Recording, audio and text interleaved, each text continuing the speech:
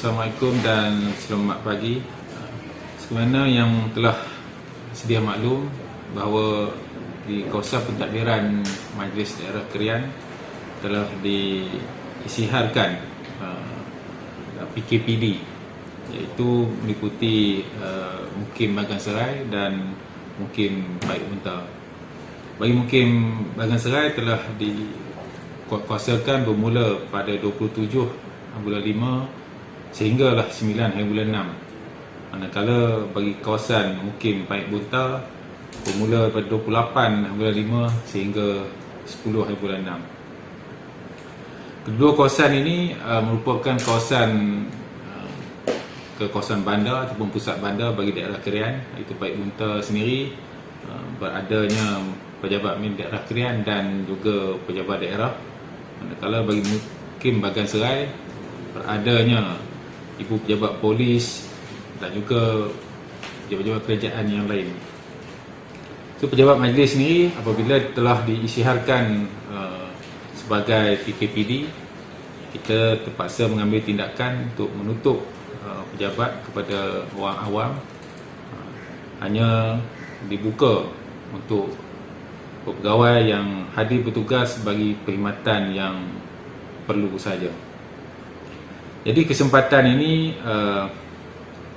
saya pohon kepada peniaga-peniaga agar dapat mematuhi SOP yang telah ditetapkan oleh Majlis Keselamatan Negara. SOP ini perlu kita patuhi oleh semua kita, baik pihak peniaga maupun orang awam, agar kejadian kes ataupun penularan wabak COVID dapat kita benteras. Dan Majlis Daerah Krian adalah salah satu agensi yang dipertanggungjawabkan untuk melaksanakan ataupun memantau pematuhan SOP PKPD. Untuk itu saya juga menyeru kepada semua peniaga-peniaga agar dapat mematuhi SOP PKPD berdasarkan jenis perniagaan masing-masing.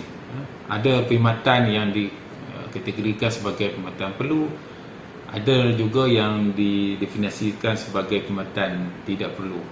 Bagi yang tiada keperluan, perlulah mematuhi SOP yang telah ditetapkan, itu tidak dibenarkan menjalankan perniagaan.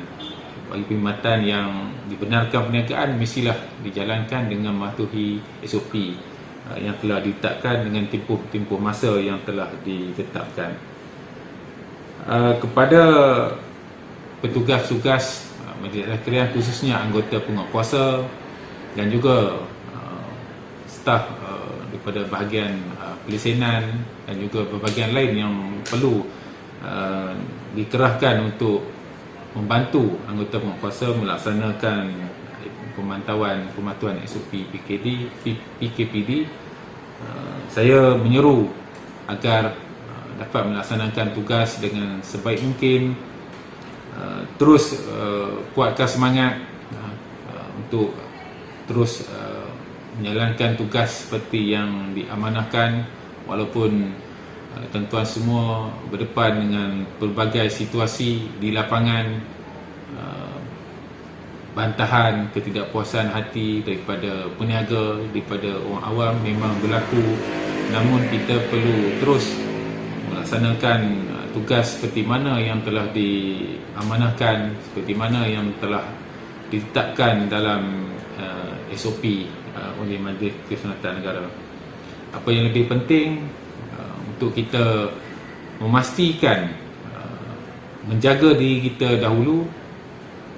Kita perlu pastikan kita tidak dijangkiti, sebab sekiranya kita sendiri dijangkiti akan memberi kesan yang amat serius kepada jabatan, khususnya kepada Majlis Daerah Krian, yang mana kita akan berdepan dengan kekurangan anggota untuk bertugas dalam memastikan aktiviti pematuhan SOP ataupun operasi yang akan kita jalankan nanti pasti akan terjejas sekiranya ada di kalangan kita semua yang dijangkiti. So saya harapkan dan saya berdoa agar kita mengambil langkah yang perlu, iaitu mengenakan pelitup muka, membasuh tangan, menjaga jarak fizikal dalam situasi apa juga situasi, sama ada berada di pejabat, sama ada kita berada di lapangan, sama ada kita berada di dalam kenderaan untuk hadir bertugas. Perkara ini penting dan tidak boleh diambil sambil lewa.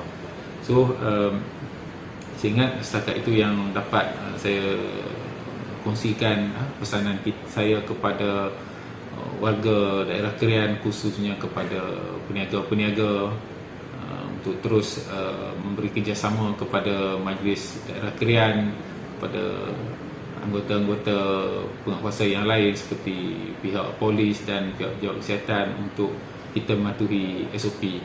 Dan kepada warga Majlis Daerah Krian yang bertugas, selamat bertugas, teruskan bertugas, kuatkan semangat. InsyaAllah kita sama doa mudah-mudahan wabak COVID ini akan segera diangkat dan kita kembali menjalani kehidupan seperti sedia kala.